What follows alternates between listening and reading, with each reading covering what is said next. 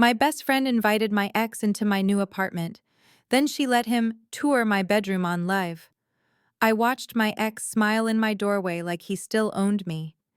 And I watched my best friend laugh like betrayal was content. They thought they were exposing me. They had no idea I was recording everything. The radiator let out a sharp hiss as I twisted the knob shut. I'd just gotten back from hauling up another load of groceries, and the cold laminate floor bit into my soles as I kicked off my sneakers. The fridge hummed steady. The air still smelled like new paint, sterile, hopeful. Boxes were everywhere. Some still sealed, labeled in my handwriting. Linens, books, kitchen, fragile. My champagne flute sat untouched on the windowsill, the kind you grab from a 99-cent bin because you feel like celebrating something, even if no one shows up. And that's when my phone buzzed.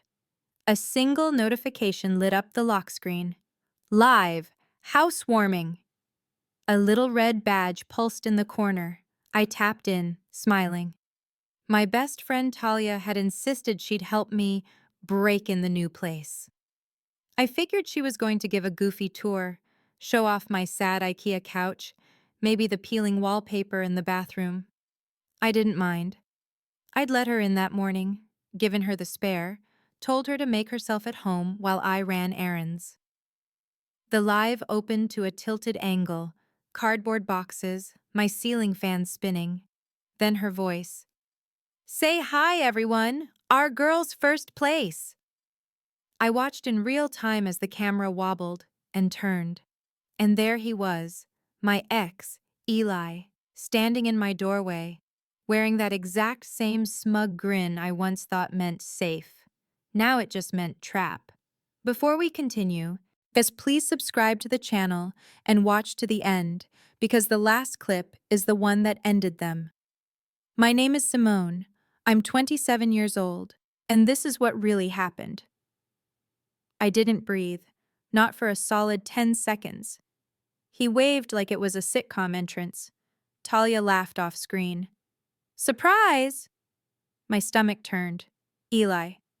"Wow. So this is where you ran off to." The comments on the live bloomed in real time. "Oop. Is that her ex? She left him?" Talia always stirs. "Put the camera on him, though." The sound of those little pings started low, then multiplied. Talia flipped the camera around. Her face beamed with some twisted pride. I figured, why not let him see the new digs? Full circle moment, right? "Are you serious?" I said, still staring at the screen like maybe I'd tapped the wrong stream. Talia. "Don't be mad. He just wanted to see the place. He's chill." "Turn it off," I said, "now." But she didn't. Instead, she turned back to Eli and gestured dramatically. "Okay, everyone, let's give Eli the grand tour." That was when I moved. I shoved my phone in my back pocket and power walked down the stairwell from the 5th floor, skipping every third step. My apartment was on a keycard, old school, but I hadn't set up the buzzer lock yet. Eli must have tailgated someone inside. Or worse, used my spare. By the time I reached the hallway, the door to my unit was open. They were inside. Talia had one arm stretched out, holding the phone like a vlogger on a travel show. Eli stood at the bookshelf, pulling a journal halfway out. I yanked the phone from her hand. Me. "What the hell are you doing?" She blinked like I was the problem. "Das Talia." "Whoa, relax. Everyone was loving it." Eli. "Simone, seriously? I just wanted to see the place." My voice didn't rise. I didn't scream. I looked straight at Talia, holding her phone screen up to her face. "End the live." Eli chuckled behind me. "Babe, it's not that deep." I spun. Me. "Don't call me that. Ever." The room spun with shadows, soft gold sunlight, a hallway lamp casting sharp lines across the floor. His cologne still smelled the same. Warm cedar, fake sincerity. He walked past me like he knew the place, past the coffee table, past the fridge humming in the corner, toward the hallway, toward my bedroom.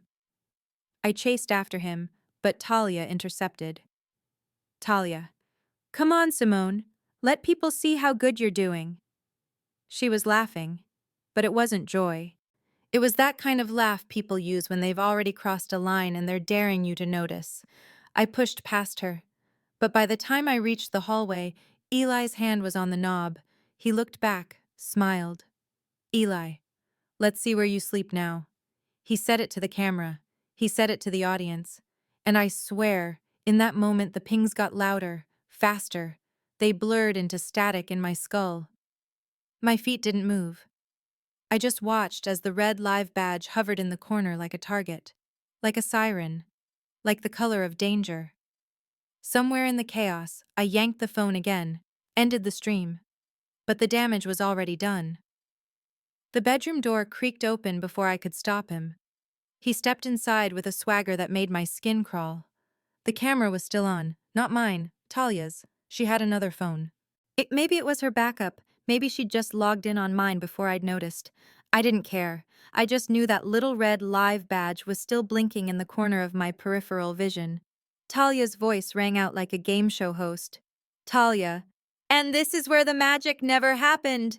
Chat exploded again. Hearts floated like confetti. Wait, he's in her bedroom? This is wild AF. She gonna cry or swing? Place your bets. I could barely breathe. Eli opened the closet. I wanted to scream. Not because of what he might find, but because of how deliberate it was. He wasn't curious. He was searching. His fingers brushed across the sleeves of my sweaters, one by one. Talia angled the camera over his shoulder, giggling. Can we not? I started. Eli cut me off. Eli. Still fold your hoodies the same. OCD girl. He said it like a compliment. He said it to them, the audience, like they were all old friends. I crossed the room and snatched one of my sweaters out of his hand. Me. Get out. Now. He didn't flinch. He just walked to the dresser, tapped the lid of my jewelry box. Eli. Remember this one? He picked up the tiny gold locket he gave me when I turned 22.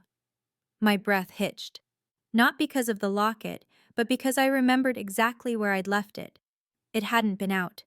I'd packed it away, in a zipped bag, in the bottom drawer. He didn't find it accidentally. He'd come looking. Talia, still filming, turned the camera back toward herself. Talia. You guys, I swear this is not scripted. Like I didn't even know he was gonna go this deep. She winked. Winked. Like it was a prank video. Being like this wasn't my room, my safety, my body. I lunged for the phone again. She dodged. Talia. Girl, chill. It's just alive. Me. Turn it off or I swear I'll... She didn't give me the chance to finish. Instead, she laughed and kept filming. She even had the audacity to narrate. Talia.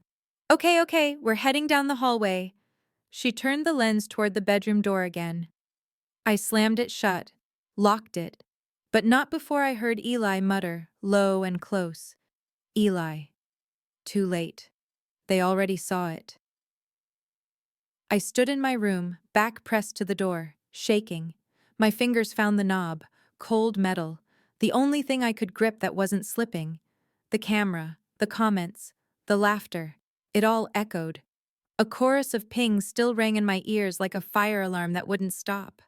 I went to the window and yanked the curtain shut. And that's when I noticed something else. A box was missing, the one with the photo albums, labeled Old Stuff, Don't Open. I scanned the room, closet still slightly ajar, drawer half open. No way this was random. I unlocked the door and stepped out. Eli was gone. So was the box. I found Talia in the living room, pacing, typing on her phone. She didn't even look up. Me. Where is he? Talia. Chill. He left. He just wanted a memory. Me. A memory of what, Talia? Stealing from me? Broadcasting my life? Talia. It's content. You literally agreed to a live. I didn't think you'd go full psycho. Her words sliced, but I didn't flinch. I walked past her and opened the front door. Me. Out. Talia. Wait, seriously? Me. You and your backup phone, now. She laughed, shook her head, but stepped out. Then she turned, and mid-doorway, and said one last thing. Talia, you should thank me. Your views are about to explode. I shut the door in her face. Silence. Except it wasn't. Because my phone lit up again. Another notification. Live. Bedroom secrets. Talia vibes. I opened the live with trembling fingers. The screen loaded, slow, buffering just long enough to make my stomach churn. And there it was. My bedroom. Eli was on camera again, this time alone. The angle was lower, more deliberate. He was standing next to my dresser, holding the gold locket. Chat was going crazy. She kept it, "He still got it, Lowell. Is this revenge or romance?" Put the camera on the bed.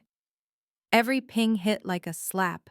He smiled, looked straight into the lens and said, "She says she's done, but she still sleeps with memories of me." My breath went flat. I stood in the hallway, frozen. The smell of paint clung to the walls, but now it mixed with something sour, his cologne still lingering from where he brushed past me. It wasn't just a scent. It was an invasion. He was holding my locket like a prop, using my space like a stage, my life, content. I tapped report live. Too slow. More viewers were flooding in. The red live badge blinked like an open wound. I tried to comment. "Stop, this is private, unauthorized." But the feed exploded so fast, my words were lost in the scroll. He was narrating like it was his channel. Eli. "And here's the closet. She always kept her journals on the left." He turned and reached for the shelf. I saw my passport flash on camera. I lunged for my front door. By the time I got downstairs, the lobby was empty. I stood there, barefoot, holding my phone and a can of pepper spray. No sign of Eli. I turned back and saw my building's security camera blink green. I pressed the elevator button with the back of my knuckle, barely holding my composure. When I reached my floor again, I locked the deadbolt. Twice. Then I opened Instagram. Talia had already posted clips. Her caption, "When your ex crashes the housewarming hashtag unreal hashtag content queen." My DMs were flooded. Some laughing, some concerned. One girl I barely knew from undergrad messaged, "Are you okay? That was messed up." I deleted the app, not because I couldn't handle it, but because I needed focus. I opened my camera roll, scrolled back. I'd screen recorded part of the live. But I missed the worst of it. Eli in my bedroom, the locket, the drawer. I checked the timestamps. I'd caught him entering. I'd caught Talia laughing. But I hadn't caught everything. I needed proof. Not just for me, but for anyone who might see this and think I'd staged it. I needed to own the narrative. I went to the bathroom and splashed my face. The light above the mirror flickered once. I didn't bother fixing it. I looked at myself, red eyes, clenched jaw, still in the same hoodie from unpacking. Then I walked to my room. The box of photo albums was gone. My passport was missing too. I checked the dresser drawer. Empty. I checked the hallway cam from my doorbell app. Offline. It had cut out at 4:37 p.m., the same time Eli showed up. That night I couldn't sleep. Every creak of the floor above me felt like footsteps. Every gust through the drafty windows sounded like a whisper. And I kept hearing that live in my head. His voice, Talia's laugh, the hearts, the emojis, the never-ending pings. By morning, I'd made a list. Screenshot every comment. Screen record Talia's entire profile. Check with building manager for hallway footage. Secure every account I had. Change passwords. Call someone I trusted. That last one was hardest, because the one person I thought I could trust, Talia, had weaponized my life. By noon, I got a DM from a stranger. No profile photo, just a username that looked random. They wrote, "Your locket is cute. Shame it's still attached to old memories. 5014 Westlake, right?" That was my building, not my unit, but close enough to feel like a warning. I stared at the message until my vision blurred. Then I turned on every light in the apartment. I started packing a bag, just one. Essentials. I wasn't running, I was preparing. Because if they wanted a show, they were about to get one. But I'd be the one holding the camera next. I changed the lock that night. Didn't wait. Didn't ask. I found an emergency locksmith 2 blocks away who took cash and didn't ask questions. He didn't smile, just nodded when I showed him the deadbolt. While he worked, I sat on the floor near the front door, phone in one hand, pepper spray in the other. I didn't blink. Not because I was scared, because I was trying not to shatter. The apartment felt different. The walls had absorbed too much. His voice, Talia's laughter, the vibration of pings that wouldn't stop replaying in my head. The fridge still hummed. The heater hissed once, short and sharp. Normal sounds, but they hit different now. I made a new hiding spot for my passport. Then I taped a sticky note to the old spot. Nice try. It made me feel better for about 5 seconds. Talia texted twice. Talia, 9:21 p.m. You alive, LOL? Talia, 10:03 p.m. Girl, you made that so dramatic. Chill TF out. I didn't reply. Instead, I opened my notes app and started writing everything down. 4:35 p.m. Notification. Live. Housewarming. 4:38 p.m. Eli on camera. 4:44 p.m. Bedroom breach. 4:52 p.m. Passport plus locket shown. 5:07 p.m. Live reposted under Talia's alt. 6:13 p.m. Anonymous DM. Address reference. I added screenshots. I copied links. I started building a case. Because if they were going to film it like a movie, I was going to treat it like a trial. Yet I tried to sleep around midnight. No dice. Every time I closed my eyes, I saw the blinking red live icon. Every muffled laugh in the hallway sounded like him. Every creak of laminate felt like Talia's boots crossing my floor again. I finally gave up and lay on the couch, staring at the ceiling fan spinning. That's when I remembered the emergency key, the one I'd taped under the windowsill, just in case I ever locked myself out. I ran barefoot across the room, gone. Just a strip of dust where the tape had peeled off. I sank to the floor. This wasn't an accident. He hadn't stumbled into my space. He'd been let in.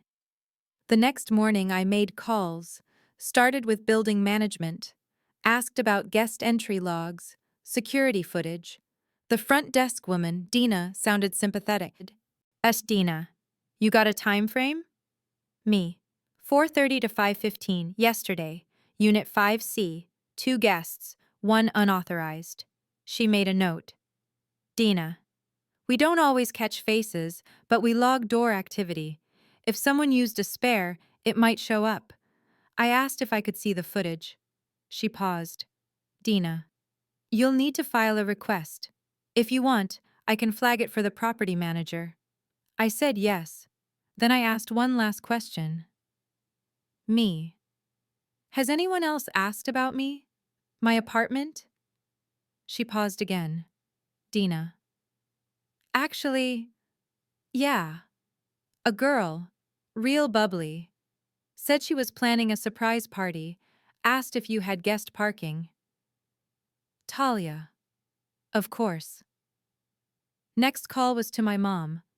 Not because she could fix it, but because she still had that quiet kind of wisdom that made me feel 12 years old again. And me. I think I messed up. Mom. Did you hurt someone?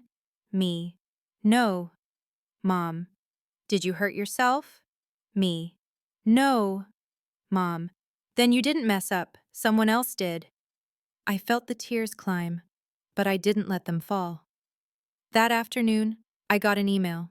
Subject line, new device login alert, Instagram. Someone had tried logging into my account from a tablet in Fort Worth, Texas. I lived in Chicago. I changed every password I had. I turned off location access. I deleted Talia from every app, every contact list, blocked, reported. But she still had the footage, and she still had followers. Around 6:15 p.m., I opened my door to grab a grocery order. There was a package on the floor, no label, no return address. I didn't touch it. I called building management again. They sent up a maintenance guy to check, and he poked at it with a broom handle, then opened it with gloves. Inside? My photo album, the one Eli took, and a note, written on the back of one of the photos. "You looked better then." I didn't scream. I just shut the door, locked it, and opened my laptop. Typed 4 words into the search bar. Order of Protection, Illinois. By sunrise, my apartment looked like a crime board. I'd rearranged the coffee table into a staging zone. 1 laptop, 2 phones, 3 legal pads, everything plugged in, everything charging. I was done feeling scared. I was building a case. I started screen recording everything: clips, stories, comments. I saved Talia's bedroom secrets live, even though she deleted it 3 hours after posting. Too late. It had 6,241 views before it disappeared. Too late. And I caught one comment from a mutual friend. "Is this even legal?" That one mattered. That one I screenshot 6 different ways. I saved everything twice, locally and to a private Google Drive. Named the folder case_5014. Subfolders: video_evidence, screenshots, timestamps, personal items taken, security, _contacts, messages, _threats. I wasn't just documenting what happened. I was preparing to make it undeniable. Around 9:30 a.m., I got a call from the building manager. Marcus, mid-40s, calm voice, former Marine. I'd met him once during move-in. Marcus: "So, we reviewed the logs." Me: "Okay." Marcus: "No official guest entry for your unit at that time. No sign-ins." Me: "That's what I figured." Marcus: "But security footage shows a woman letting a man in through the side door." He paused. Marcus: "We believe it's the same woman in the hallway clips. Filming." Talia: "Me: I need copies of that footage." Marcus: "You'll have to submit a formal request. We can assist if there's a police report." Me: "I'm working on it." I hung up and called the non-emergency police line. Gave them the short version. Unlawful entry. Filmed without consent. Possible stolen items. Known parties. They referred me to the local station. Told me to come in with documentation. Names, footage, any threats. I printed a dozen pages that afternoon. Set them in a folder labeled Live Incident, January 6th, 2026. I also started locking my bedroom door, from the inside. It wasn't about safety anymore. It was about control. It was the only door they hadn't respected. Now it belonged to me again. Then came the DMs, one by one. At first from old classmates, then mutuals I barely spoke to. "That was wild, you okay?" "Talia took it too far." "Wait, is this real or staged?"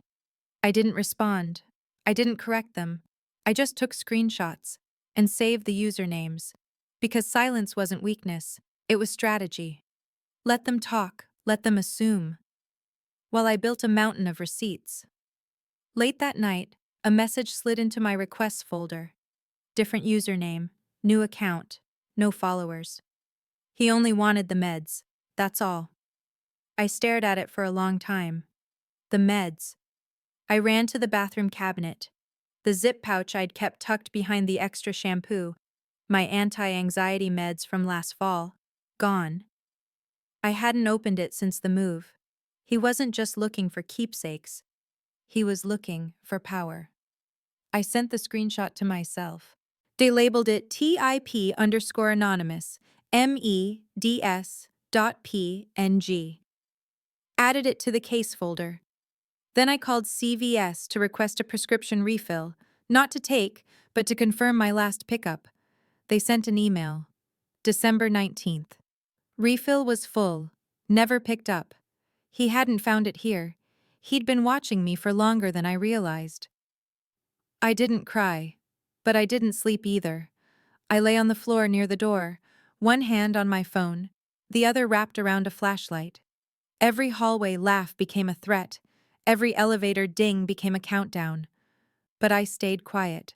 Because panic is loud. But strategy? Strategy is silent. By dawn, I had a full timeline typed out.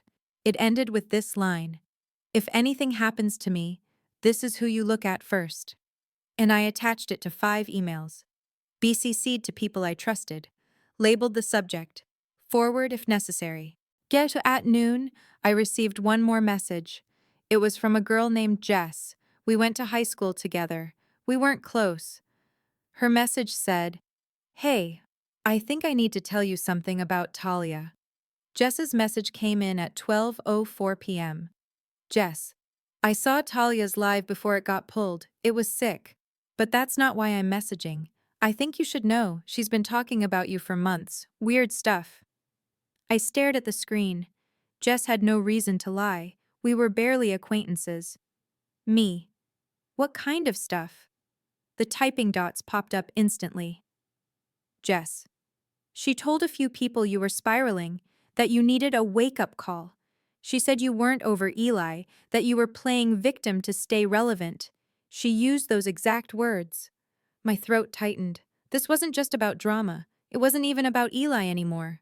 It was her, Talia, twisting the narrative before the story even began. I called her, not because I expected honesty, but because I wanted to hear her lie to my face. She answered on the third ring. Talia: "Well, look who's finally unblocking me." Me: "Why did you invite him?" Silence. Me: "To my apartment. Why did you bring Eli?" Talia: "You're really doing this?" Me: "I want the answer, not the brand version, not the clickbait, just the truth." Talia: "You needed closure." Me: "No, I needed space." Talia: "Same thing, babe." She said it so casually, like my apartment was her studio, like my trauma was her storyboard. Me: "Did you give him the spare?" She scoffed. Talia: "Why are you being so dramatic?" Me: "Did you give him the key?" Long pause. Talia: "He asked for it." Haas said he just wanted to see the place. I figured if he saw how well you were doing, he'd leave you alone. Me: "And filming it? Posting it?"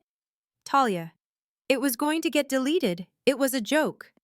Me: "It had over 6,000 views." Talia: "Yeah, and now you have 600 new followers. You're welcome." My blood ran cold. She didn't just betray me. She planned it. I hung up without another word, blocked her again, then opened Instagram from a backup account and searched her profile. That's when I found it, a draft reel, still visible in her tagged section. The cover thumbnail was blurred, but I recognized the shot. My apartment, front angle, exterior. The caption? Her new place, but secrets inside. I clicked play. The first 3 seconds showed my building from across the street. The name of the complex was blurred, badly, still visible under the filter. Another second in, the camera panned up and stopped right at my window. My stomach dropped. She'd filmed it days ago. Maybe even before I'd officially moved in. I checked the timestamp. January 2nd, 3 full days before the surprise live. She'd been planning this since before I gave her the key. Before Eli ever showed up. This wasn't about content. It was about control. I called Jess again. Me: "Why are you telling me this?" Jess: "Because I was you, 2 years ago." Me: "What do you mean?" Jess: "We were roommates freshman year. She started controlling everything. What I wore, who I dated. And she'd pretend to support me but always one-up me in public." Me: "Why didn't you say anything?" Jess: "Because she made sure I didn't look credible." That hit hard. Me: "Why now?"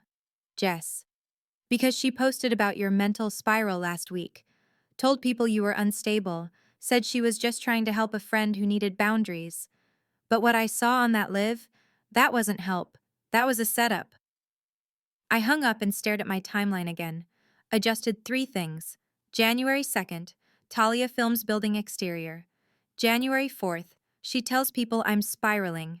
January 6th, she lets Eli into my home, goes live. I added a new folder to case_5014. Premeditation. Inside, I dropped the draft reel, the Jess DMs, the call log. If Talia wanted to play games, I'd make sure the final level was a courtroom.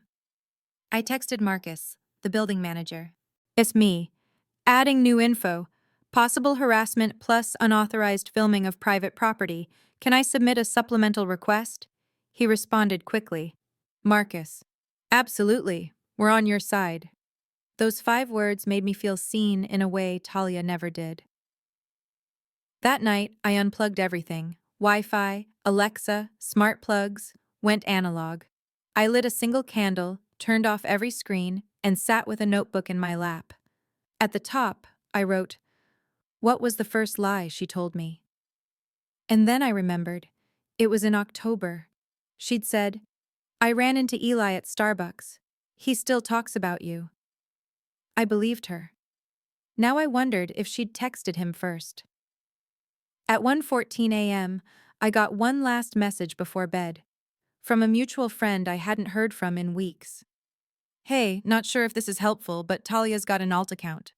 She's teasing the rest of the story in her close friends list." I stared at the screen. There was more. She still had drafts, still had footage, but she didn't know what I had. Yet. By sunrise, I'd filed 2 official reports, one to Instagram, one to the building.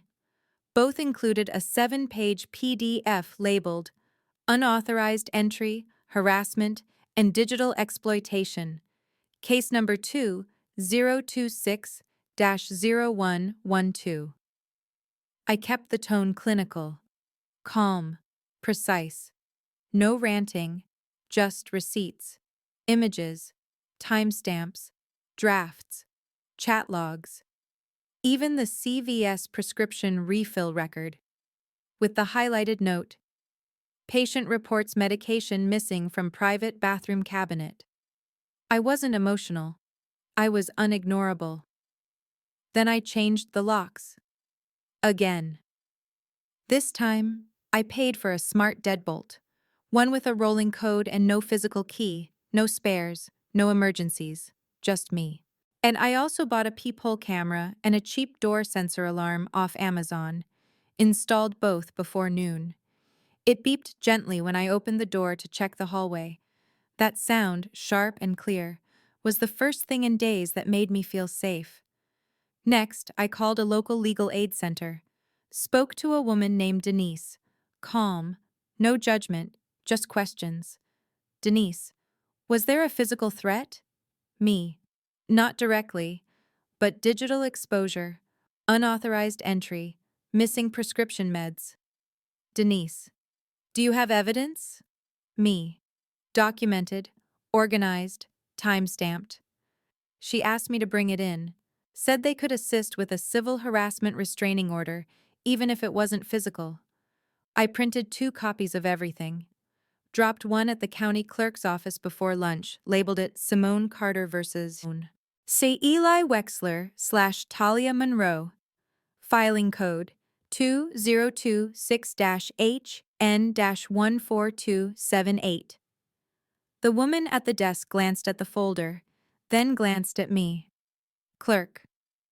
A lot of girls are doing this now. You're not alone. That sentence landed hard. Because for days, I'd felt like a spectacle, a meme, a trending hashtag. But this wasn't content. This was a violation. I texted Marcus from the lobby. Me. Filed official report. If police request footage, please release with case number above. He replied instantly. Marcus. Got it. Already flagged both subjects in our system. Subjects, not guests, not visitors, subjects. It helped. By afternoon, I sat at my desk and finalized my timeline, The newest entry read, January 9th, 2:34 p.m. Filed case number 2026HN14278 with clerk's office. Awaiting civil RO consultation. Doorcam active. All socials on lockdown. No spares. That I stared at the entry and whispered, now I'm the one watching. At 4:41 p.m., my phone buzzed. Unknown number. I let it ring once, twice, then voicemail. 5 seconds later, a text. Eli. I'm downstairs. I just want to talk. Don't make this into something ugly. I didn't respond. Instead, I walked to the front window, careful not to be seen. There he was, standing outside the building in that same gray hoodie from the live, hands in his pockets, smiling, like nothing had happened. I called the front desk. Me. There's a man downstairs, Eli Wexler. He is not a guest. Do not buzz him in. Receptionist. Understood. Would you like security to engage? Me. Not unless he forces entry. I just want a record of this. I hung up and took a photo from the window, time-stamped, added it to case_5014, and titled the image, Subject Returns, Unsolicited Contact. January 9th, 4:43 p.m. I opened Instagram again from my dummy account. Checked Talia's alt. She'd posted a story to her close friends, black screen, text overlay. She wants to play victim? Then let's talk about her breakdown in August. I screen recorded it, uploaded to Drive, renamed the file TALIATTALIATIAON_ATTAMPT_0109.mp4. That night, I didn't flinch when the sensor beeped, didn't panic when the radiator hissed, because now, every sound was evidence, every message was fuel, and every step they took brought me closer to exposing them. At 11:03 p.m., I received a voice message from Talia, only 5 seconds long. If you expose me, I'll post the rest. I smiled, not because it scared me, but because it was the one thing I still needed. As I didn't reply to her voice message, not immediately, I let it sit, let it sweat, because when someone sends a threat like that, what they're really saying is, I'm scared you're telling the truth. And that's when they start slipping. Instead, I took the voice memo and uploaded it to the Drive folder. Titled it, voicemail_threat_Talia_0109. Then I transcribed it, not because I needed it now, but because eventually someone else would. A lawyer, a school board, a workplace HR department. Someone would read those words and not unhear them. If you expose me, I'll post the rest. Great, please do. I called Jess again. Me. Would you be willing to go on record? Jess. If I stay anonymous. Me. Done. Jess. I'll forward you the group chat screenshots. I left her little circle a while ago. But I kept receipts. Me. Thank you. Jess. She always thinks she's the smartest one in the room. Me. Good. Let's put her on camera then. By noon, I'd written the perfect message. It was one line, one trap. Please confirm you have more footage of my bedroom and plan to post it.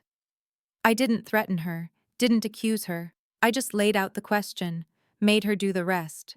It took her 2 hours to reply, but when she did, it was beautiful. Talia. Yeah, I have more, and everyone's dying to see it. Keep pushing me and you'll see what exposure really means. I screenshotted it instantly. No edits, no reactions, just proof. Black and white digital proof. I copied the image and labeled it admission_direct_Talia_text_0110. Then sent it to my legal contact, Denise. She replied 5 minutes later. Gam, we can now file for digital harassment and preemptive privacy injunction. This was the last piece. That same afternoon, I submitted the update to the county clerk, addendum filed under case number 2026HN 14278, and just like that, the power balance shifted. The girl who tried to turn my bedroom into clickbait had just confessed on text. Eli, for his part, was silent. But I wasn't. I posted one story to my private followers. No rants, no drama, just a single photo. My apartment door, new lock, fresh number plate. Caption: they filmed where I live, I filed where they'll answer. It spread faster than I thought. Mutuals started messaging me, quietly, supportively, some with shock, some with their own screenshots. A few had been watching silently, waiting to see who'd win. But once I had the admission, they started jumping ship. By 6 p.m., I received a message from a former friend in Talia's inner circle. I've got something. She saved edited clips to her Dropbox. She's been planning a storytime drop, but she doesn't know people are turning. I got the link, didn't open it, just passed it to Denise. She'd handle that. And just like that, the girl who mocked me for being too dramatic was on digital fire. People in her comment section flipped, some publicly, some quietly unfollowed. But I saw it all, because I was watching from accounts she couldn't block. That night, someone tagged her in an old post with me, fresh comment. She deserved better. Another commented, "Still laughing, Talia? Or just archiving now?" She removed the post within hours. Then she texted again, "Talia. Okay, I went too far. Bye, but don't ruin my life over a video." There it was. The pivot. Not sorry for what she did, sorry she got caught. I didn't respond. She followed up 20 minutes later. "I can delete everything. I can post an apology, please. Just don't go legal." I didn't need to reply, because the email had already been sent to her university's student conduct board. Subject line: potential code of conduct violation, unlawful filming/harassment. Attached: screenshots, audio, timestamps, chat logs, no caption, no dramatics, just truth. At 11:02 p.m., Talia sent one last message. "I was trying to make you strong." No, she was trying to make content. And when I didn't break, she realized the story wasn't hers anymore. It was mine. When someone threatens to ruin you, there's always one line they never expect to hear back. So I'll go ahead. That morning, I opened my texts, scrolled back to her last message. "If you expose me, I'll post the rest." And I replied simply, "Please confirm you have more footage of my bedroom and plan to post it." The response came in 6 minutes later, smug, overconfident. "Talia. Yeah, I have more, and everyone's dying to see it. Keep pushing me and you'll see what exposure really means." She confirmed everything: possession, intent, distribution. She gave me the digital confession I needed and didn't even realize it. I attached the screenshots to an email titled, "Final Proof, Harassment and Digital Misconduct." Sent it to Denise, my legal advocate Marcus, the property manager Instagram support, under an open privacy violation report, and Talia's University Conduct Board, bow under her student email. Within 2 hours, Denise replied, "We can now file for preliminary injunction and no contact order, forwarding this to our court liaison." By noon, I had a signed letter from her law clinic. Notice of intent, civil harassment plus digital privacy breach, pending under Illinois Code 740 ILCS 21/5. A real legal document, with her name and mine. The same girl who weaponized Live now had her name under a public file. Case number 2026-HN-14278. Filed and timestamped. She wanted attention? She just got listed. Meanwhile, I stayed quiet online. Let her twist. Let her followers wonder. Let her boil under the pressure of silence. because sometimes silence is the loudest sound in a courtroom. That night, I got a message from a girl named Amanda. We weren't close, just a few mutuals. That Amanda. Hey, just letting you know she's been spiraling, trying to delete posts. A few people have screenshots if you need more. I thanked her and added them to the folder. That folder, case_5014, was now 146 files strong. Photos, clips, voice memos, chat logs, a blueprint of every lie they told. Then came the real collapse. Instagram notified me that her account had been flagged for repeated community guideline violations related to harassment and non-consensual content. Live access, suspended. DM privileges, limited. Pending review, active. But that wasn't the worst for her. No, the worst came from her own followers. One by one, people began turning. Some messaged me apologies. Some reshared old clips with context now text. As one posted a TikTok with side-by-side videos. Talia laughing as Eli walked into my bedroom, then a freeze frame of the text where she admitted she had more footage. Caption: "This isn't content, this is a crime." It went viral, 100,000 views in 2 hours. She tried to post a Notes app apology, cropped edges, soft background, fake tearful tone. It read, "I never intended to hurt anyone. I made a mistake. I was trying to make light of a tough situation. Simone and I were close, and I thought this would help her move on." It ended with, "Let's all move forward with kindness." She turned off comments within 20 minutes. But I wasn't done, because Eli was still quiet, too quiet. So I filed a trespass affidavit at the front desk. Marcus stamped it in front of me, added Eli's name to the database. It gave me a laminated card. "If he shows up, we call it in. Immediately." I walked back to my apartment, held the card, then held my spare key, taped it inside a tiny box, wrote on the lid in Sharpie, "Do not trust anyone who calls it closure," then locked it in my closet. Later that night, Denise forwarded a response from Talia's school. It was short, dry, official. "Thank you for your report. This matter is now under review by the Dean of Student Affairs. Due to the severity of the allegations and documentation provided, Ms. Monroe is currently under interim conduct suspension pending further investigation." I read it twice, then once more. She was suspended, not for drama, not for clout, but for what she did. The girl who broadcasted my bedroom now had her own life under a microscope. Every saved file, and every reposted clip followed her back to campus. At 11:37 p.m., I received one last message from her. "I'll fix this. Please, tell them to stop. I'll delete everything. I'll post whatever you want." But it was never about what she posted. It was about why, and who it hurt. And now, everyone knew. It was raining the morning I removed the sticky note from my door, the one I'd left up for a week, the one that read, "You are not welcome here." I peeled it off slowly, folded it in half, tossed it in the trash with the last of the empty boxes. The apartment was mine again, not because I reclaimed it with force, but because I rewrote what every corner meant. The red live badge that used to haunt me? Gone.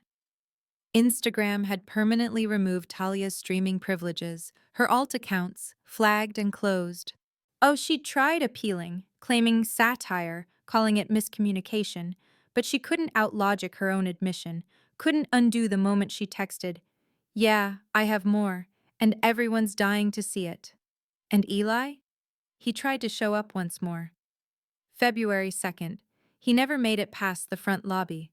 Marcus called me as security escorted him off the premises. "He won't be back," he said. He wasn't bluffing, because trespass affidavit number 2026-22894-IL was filed and live in the system.